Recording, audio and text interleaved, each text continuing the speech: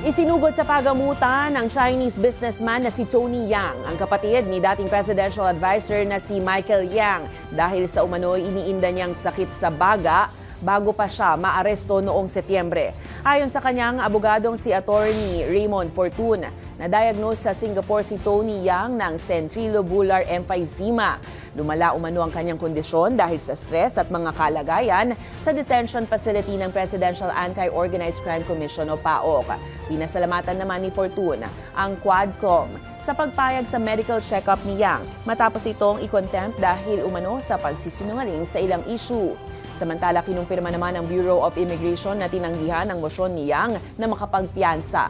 Ayon sa BI, pinalana ang desisyon na ito at isinagawa bago pa lumabas ang kasalukuyang kondisyon ng kanyang kalusugan.